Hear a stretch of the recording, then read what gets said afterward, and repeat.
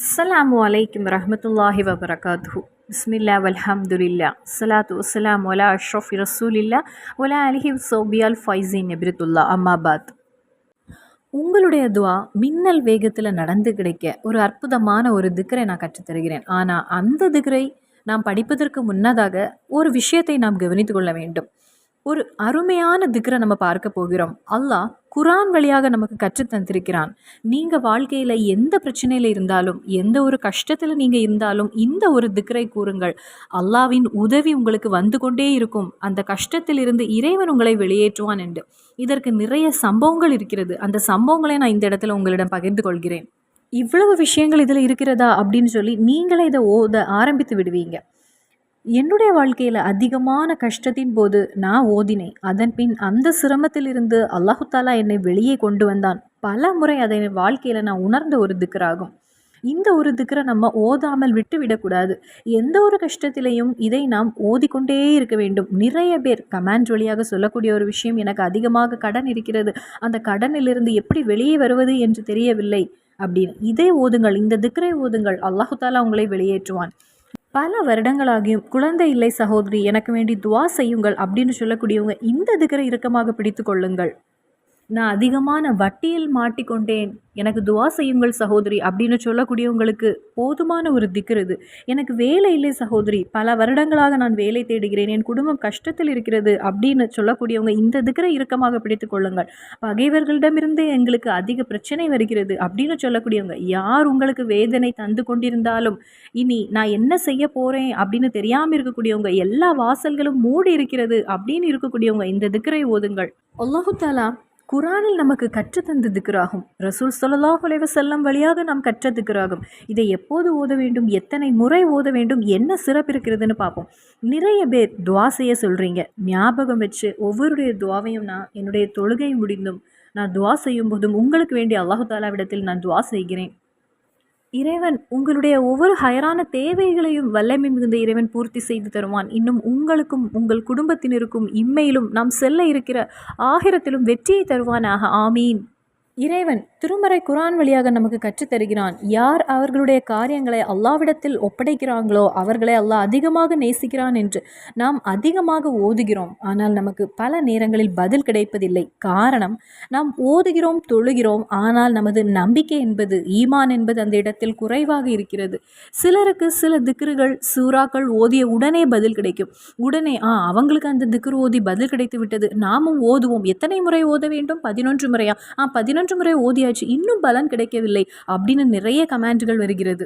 ஆனால் அந்த இடத்தில் அந்த அடியானுடைய ஒன்று குறைகிறது. அந்த அடியானுடைய நம்பிக்கை, தவக்குல் என்பது குறைகிறது.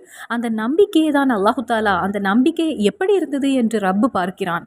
அதை ஓதும்போது அவனுடைய நம்பிக்கை என்னிடத்தில் எப்படி இருந்தது அதை தான் அல்லாஹ் பார்க்கிறான். உங்களுடைய 5 நேர தொழுகை, உங்களுடைய திக்ர், உங்களுடைய துவா, உங்களுடைய தஹஜ்ஜுத் தொழுகையாக இருந்தாலும் சரி, நீங்கள் ஓதக்கூடிய சூறாவாக இருந்தாலும் சரி, எதுவாக இருந்தாலும் சரி, அதை மட்டும் நீங்கள் ஓதிவிட்டோ உங்களுக்கு எல்லா விஷயங்களையும் சாதித்து விட முடியாது. நமது நம்பிக்கை எவ்வளவு, அதை வைத்து தான் நமது இபாதத்துக்களை அல்லாஹு தாலா ஏற்றுக்கொள்கிறான். அதனால் இறைவனின் மீது நம்பிக்கை வைத்து அவனிடத்தில் அனைத்து காரியங்களையும் ஒப்படைத்து விடுவோம். அவனிடத்தில் தவக்குல் ஆக்குவோம். எல்லா விஷயங்களையும் அல்லாஹ் குரானில் நமக்கு நேரடியாக கூறுகிறான்.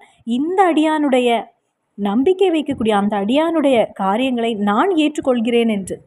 நாம் எல்லாருக்குமே தெரிந்த ஒன்றுதான். உலகமே எதிர்த்த போது இப்ராஹிம் நபி அலைஹிஸ்ஸலாம் அவர்களை கொன்றுவிட வேண்டும் அப்படின்னு முயற்சி செய்த போது, பெரிய தீக்குண்டகையில் தூக்கி வீசி விடுவோம் அப்படின்னு மக்கள் முயற்சி செய்த போது, நாம் வணங்கும் சிலைகளை அசிங்கப்படுத்தி விட்டாங்க, இனி அவர்களை நாம் தீயினுள் போட்டு கொன்றுவிட வேண்டும் அப்படின்னு முயற்சி செய்த போது இப்ராஹிம் நபி அலைஹிஸ்ஸலாம் அழுதாங்களா, இல்லை பயந்தாங்களா, இல்லை மக்களுடன் வாக்குவாதங்கள் செய்தாங்களா?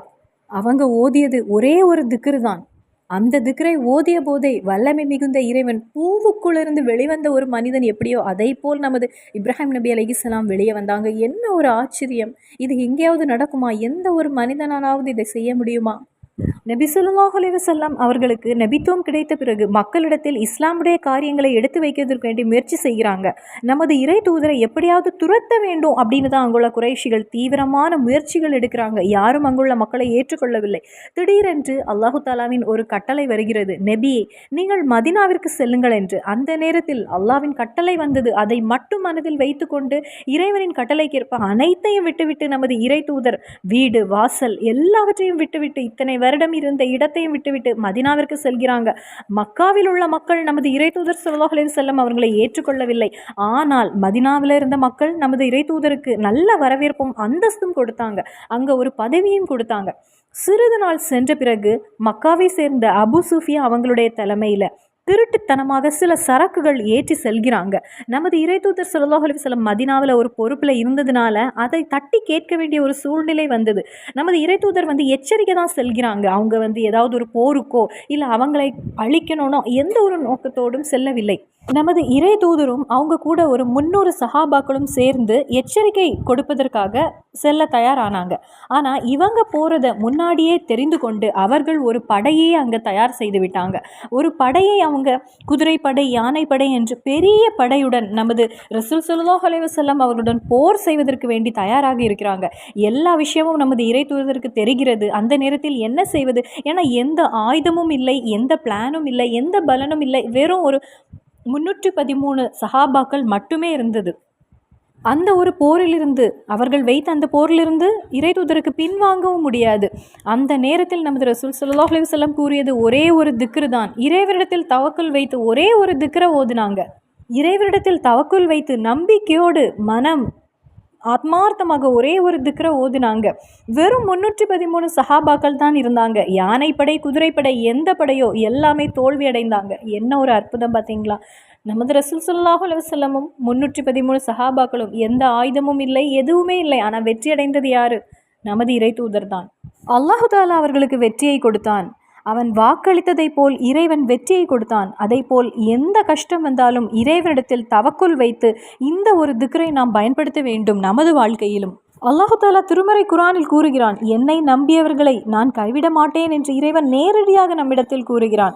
இறைவன் இன்னும் குரானில் கூறுகிறான், உண்மையான மூமின்கள் யாரென்றால் அல்லாவின் திருநாமம் அவர்கள் முன் கூறப்பட்டால் அவர்களுடைய இதயங்கள் பயந்து நடுங்கும். அல்லாவின் வசனங்களை ஓதி காண்பித்தால் அவர்களுடைய ஈமான் அதிகரிக்கும். அவர்கள் தங்கள் இறைவனை முற்றிலும் நம்பியிருப்பார்கள் அப்படின்னு குரான் வசனங்கள் ஓதினால் அவர்களுடைய கண்களில் இருந்து கண்ணீர் வரும். இது ஒரு மூமினுடைய அடையாளமாகும். ஒவ்வொரு மூமினும் சிந்தித்து பார்க்க வேண்டும், இந்த அடையாளங்கள் என்னிடத்தில் இருக்கிறதா என்று.